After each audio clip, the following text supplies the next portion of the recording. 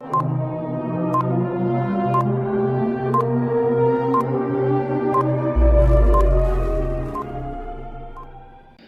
Guys, आज हम चर्चा करेंगे गौतम बुद्ध एवं बौद्ध धर्म से संबंधित महत्वपूर्ण तथ्यों पर, जिसमें हम सबसे पहले चर्चा करेंगे बौद्ध धर्म के कुछ महत्वपूर्ण सिद्धांतों पर। तो चलिए शुरू करते हैं। सबसे पहला है कि बौद्ध धर्म के सिद्धांत। जी हाँ, भगवान बुद्ध ने जब ज्ञान की प्राप्ति की तो उन्होंने बौद्ध धर्म की स्थापना किया और इसके कुछ सिद्धांत उन्होंने प्रतिपादित किया। तो सबसे पहले हम बात करेंगे आर्य सत्य का। जी हाँ, बुद्ध ने सांसारिक दुखों का 4 आर्य सत्य के उपदेश दिए, जिसमें उनका था, पहला था दुख, दूसरा था दुखों का समुच्चय, तीसरा था दुख निरोध और चौथा था दुख निरोधगामिनी प्रतिपदा। ये 4 उनका जो आर्य सत्य था वो इस प्रकार था। दुखों के निवारण के लिए उन्होंने अष्टांगिक मार्ग की रास्ता को बताया, जिसमें उन्होंने बताया कि दुख निवारण के लिए अष्टांगिक मार्ग पर चलना जरूरी होता है, जिसमें उन्होंने सम्यक दृष्टि, सम्यक संकल्प, उसके बाद है सम्यक वाक, उसके बाद है सम्यक कर्मांत, 5वां है सम्यक आजीव, उसके बाद है सम्यक व्यायाम और 7वां है सम्यक स्मृति और 8वां है सम्यक समाधि। इस प्रकार से उन्होंने 8 रास्ता बताया, जिसके माध्यम से दुखों से निवारण हो सकता है और मोक्ष की प्राप्ति हो सकती है। ये 8 मार्ग ही गौतम बुद्ध के द्वारा जो प्रतिपादित किए गए वे अष्टांगिक मार्ग कहलाते हैं। अब आगे बात करते हैं। देखिए, इसके बाद इसमें सबसे महत्वपूर्ण बात है कि गौतम बुद्ध के देहावसान के बाद, महापरिनिर्वाण के बाद जो बौद्ध संगीतियाँ आयोजित की गई, उससे संबंधित प्रश्न बार बार पूछे जाते हैं। वो स्थान कहाँ था, अध्यक्ष कौन थे, शासनकाल क्या था, समय क्या था। तो कुल 4 बौद्ध संगीतियाँ आयोजित की गई। जो सबसे पहला था, जिसको बोला गया प्रथम बौद्ध संगीति, और ये आयोजित किया गया था राजगृह में 483 ईसा पूर्व। जी हाँ, 483 ईसा पूर्व में ये किया गया था, जिस वर्ष गौतम बुद्ध की महापरिनिर्वाण हुई थी। और इसके अध्यक्ष थे महाकश्यप, और उस समय तत्कालीन राजगृह के उस प्रदेश के जो राजा थे वो थे अजातशत्रु। अजातशत्रु के शासनकाल में महाकश्यप की अध्यक्षता में 483 ईसा पूर्व में राजगृह में प्रथम बौद्ध संगीति का आयोजन किया गया। दूसरा बौद्ध संगीति का जो आयोजन किया गया वो किया गया था वैशाली में।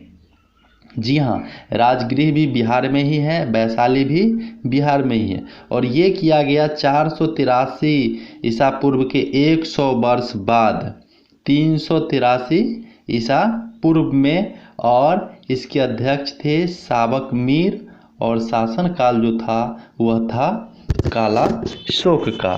तो काला शोक ने द्वितीय बौद्ध संगीति का आयोजन करवाया, जिसकी अध्यक्षता साबक मीर ने किया, और ये बौद्ध संगीति वैशाली में हुई थी। तीसरा बौद्ध संगीति जो है वह आयोजित की गई थी पाटलिपुत्र में। और इस प्रकार हम कहें तो पहला, दूसरा और तीसरा तीनों बौद्ध संगीतियाँ जो है वो बिहार में ही आयोजित की गई। और तीसरा बौद्ध संगीति का जो समय था वो था 251 ईसा पूर्व में। और इसके अध्यक्ष जो थे, जिनकी अध्यक्षता में ये बौद्ध संगीतियाँ की गई थी, वो थे मोगलीपुत्र तिस। और इसके शासनकाल, जिन्होंने अपने शासनकाल में ये आयोजन करवाया, वो थे सम्राट अशोक। अशोक के शासनकाल में तीसरी बौद्ध संगीतियाँ पाटलिपुत्र में आयोजित की गई। चौथा है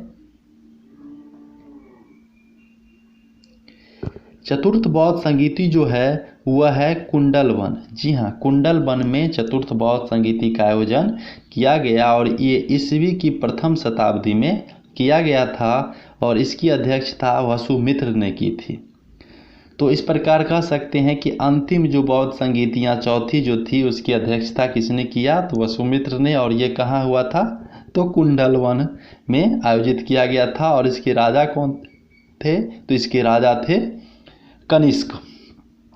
अब आगे आइए इससे संबंधित कुछ महत्वपूर्ण तथ्यों पर भी चर्चा करें।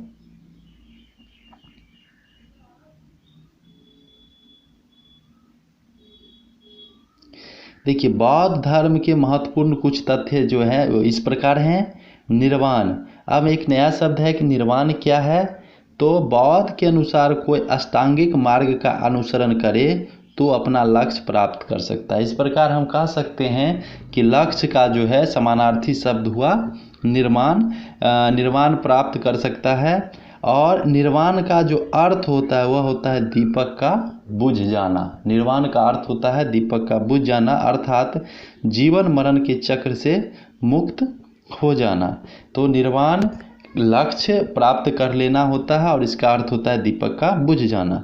उसके बाद है त्रिरत्न। त्रिरत्न की चर्चा बौद्ध धर्म में की गई, तो वह था बौद्ध धर्म के 3 रत्न जो थे वो थे बुद्ध, धम्म और संघ।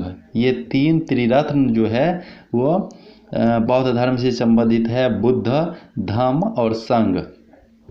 उसके बाद है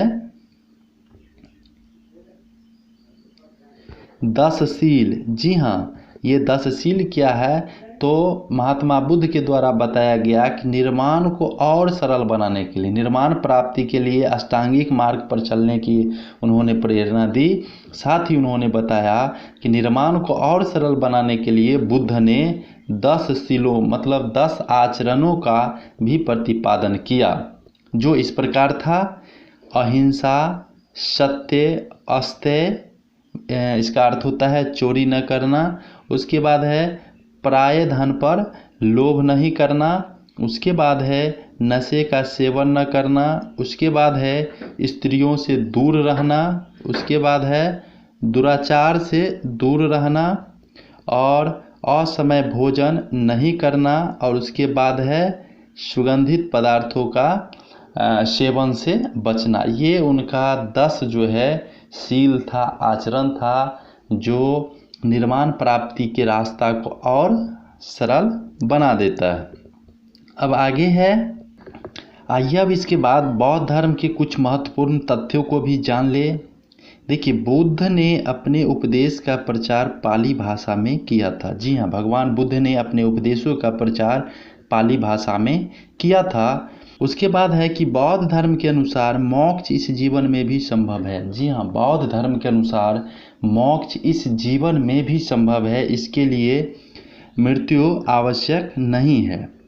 उसके बाद है कि प्रथम बौद्ध संगीति का आयोजन जो हुआ था उसमें विनय पिटक जो कि उपाली के द्वारा लिखा गया था और सुत्त पिटक जो है वो अंगद के द्वारा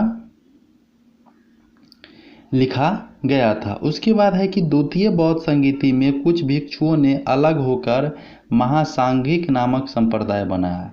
द्वितीय बौद्ध संगीति का जो आयोजन हुआ था तो उसमें कुछ बौद्ध भिक्षु अलग होकर के महासांघिक संप्रदाय का निर्माण कर लिया था। उसके बाद है तृतीय बौद्ध संगीति का जो आयोजन हुआ तो उसमें मोगली पुत्र तिस ने अभिधम्म पिटक लिखा था। जी हाँ, विनय पिटक, सुत्त पिटक के बाद तृतीय बौद्ध संगीति में मोगली पुत्र तिस के द्वारा अभिधम्म पिटक का संकलन किया गया।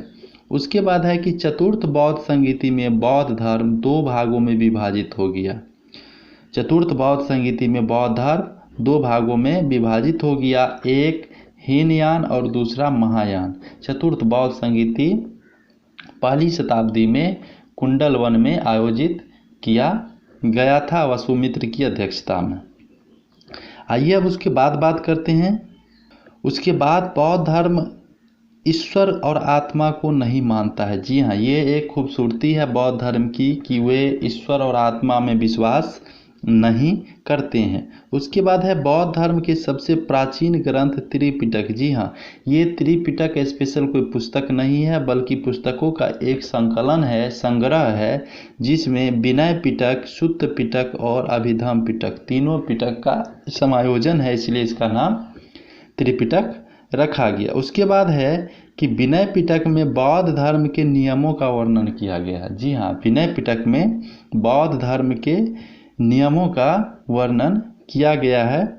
और सुत्त पिटक में धार्मिक विचारों एवं वचनों का संग्रह किया गया है। धार्मिक विचारों एवं वचनों का संग्रह किया गया है। वहीं अभिधम्म पिटक में बौद्ध दर्शन का वर्णन है। जी हाँ, अभिधम्म पिटक में बौद्ध दर्शन का वर्णन है। उसके बाद है कि जातक के अंतर्गत बुद्ध के पूर्व जन्म का वर्णन किया गया है। जातक में बुद्ध के पूर्व जन्म का वर्णन किया गया है। उसके बाद है कि 16 महाजनपदों का वर्णन जो किया गया है वो अंगुत्तर निकाय में। जी हाँ, 16 महाजनपदों का वर्णन अंगुत्तर निकाय में किया गया है। उसके बाद है कि मिलिंद पन्हों जो एक पुस्तक है उसमें बौद्ध भिक्षु नागसेन, जी हाँ, बौद्ध भिक्षु नागसेन और यूनानी राजा मिनांडर का दार्शनिक वार्तालाप है। यूनानी राजा मिनांडर का दार्शनिक वार्तालाप है। इस वीडियो में बस इतना ही, फिर मिलेंगे। जय हिंद, जय भारत। ऐसा लगा ये टॉपिक, यदि अच्छा लगे तो लाइक शेयर और कमेंट्स करें। वीडियो देखने के लिए बहुत बहुत धन्यवाद। फिर नई टॉपिक के साथ उपस्थित होऊंगा। जय हिंद, जय भारत।